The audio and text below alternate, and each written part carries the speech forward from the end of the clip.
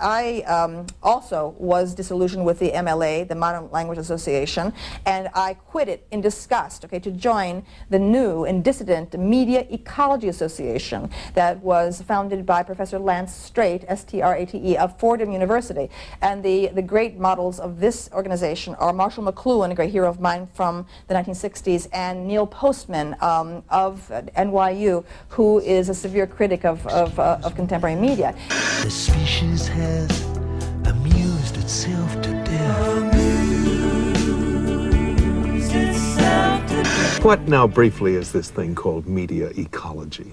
Media ecology is an analysis of the entire environment that we exist in. It's books and technology and radio, television, all of those things that change us, that become us. It means arranging various media to help each other so they won't cancel each other out, to buttress one medium with another. You might say, for example, that radio is a bigger help to literacy than television. Mm-hmm. But television might be a very wonderful aid to teaching languages. And so you can do some things on some media that you cannot do on others. And therefore, if you watch the whole field, you can prevent this waste that comes by one canceling the other out. It's all right, save it for another night. It's just a television show. Neil Postman teaches communication theory at New York University and writes about the impact of mass media on social behavior. At McLuhan's suggestion that I start this program called Media Ecology at NYU, he told me that he didn't think he was had the sort of mind that could organize the kind of graduate program that he thought we ought to have. And he thought I had such a mind. I've never been able to figure out if that was a compliment or an insult, but in any case, taking his advice, we did start such a program. What media ecologists study is the symbolic environments that humans spend their time in. And we're most concerned to study how those environments change as a result of the introduction of new kinds of symbol systems and new kinds of communication technologies. I helped to organize the first graduate program on the planet that chose the phrase media ecology to signify a university course of study. And so I should like to begin by saying what we meant by using that term. And I do this without the intention of imposing that meaning on you. You may be surprised to know that our first thinking about the subject was guided by a biological metaphor. You'll remember from the time when you first became acquainted with a petri dish that a medium was defined as a substance within which a culture grows. Well, if you replace the word substance with the word technology, the definition would stand as a fundamental principle of media ecology as we meant it. A medium is a technology within which a culture grows. That is to say, it gives form to a culture's politics, social organization, and habitual ways of thinking. Now, beginning with that idea, we invoke still another biological metaphor, that of ecology. In its origin, the word had a considerable different meaning from how we use it today. As found in Aristotle, it meant household. He spoke of the importance to our intellectual equanimity of keeping our household in order. Its first use in its modern meaning is attributed to Ernst Haeckel, a German zoologist in the late 19th century. He used the word mostly as we do now to refer to the interactions among the elements of our natural environment, with a special emphasis on how such interactions lead to a balanced and healthful environment. Now, we put the word media in front of the word ecology to suggest that we were not simply interested in media, but in the ways in which the interaction between media and people, give a culture its character, and what one might say, help a culture to maintain symbolic balance.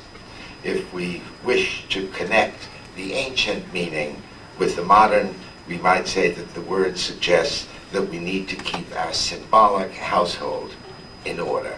Hollywood has portrayed a future where machines rule.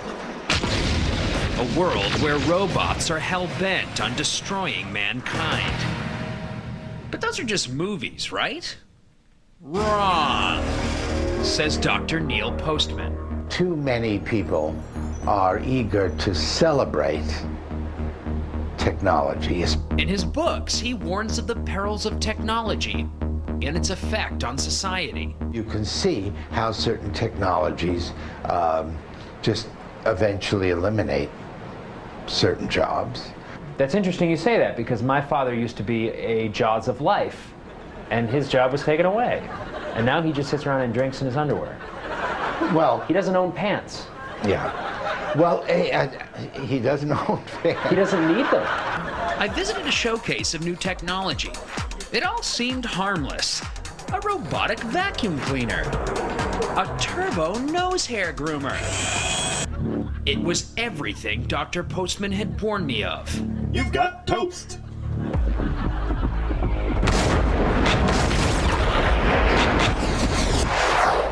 I went to Sharper Image, Doctor. I saw things. I saw toasters. A toaster, yes.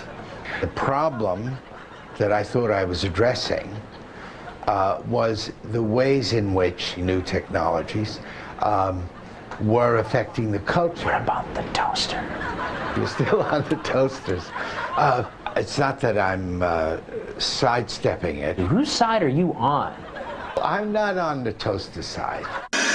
Who is going to benefit from this changing technology? Who is going to be harmed by this changing technology? We also want to know, is there anything that we could do to help people who are going to be harmed by it to not be harmed so badly? And is perhaps there anything we could do to keep the people who are going to be helped by it from being helped too much? That's the ecological approach. We're trying to keep a balance. We're trying to make sure that people that the system doesn't become unbalanced. Since these forms represent really huge extensions of our own bodies and our own nervous systems, we need a kind of ecology or equilibrium or balance among all these services. We have now at our fingertips at least the beginnings of a science of media ecology. But it means that we have to take charge of these things and decide not to do things as well as just to go ahead and do them. Although I believe McLuhan liked me, I feel sure he would not have much liked my books, which he would have thought too moralistic, rabbinical, or if not that, certainly too judgmental.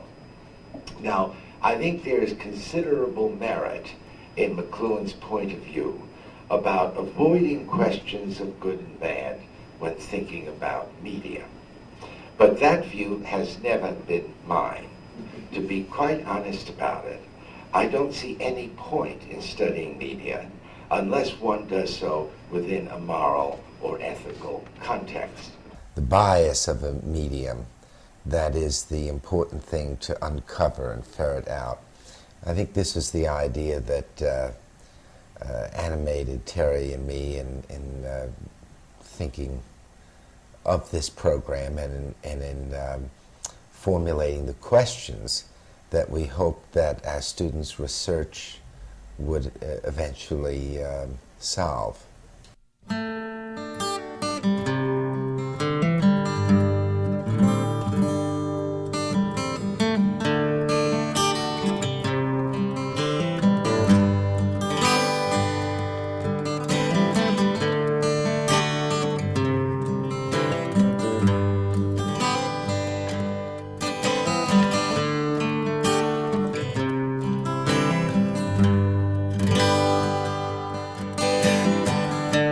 It's easier out at sea when they bury you.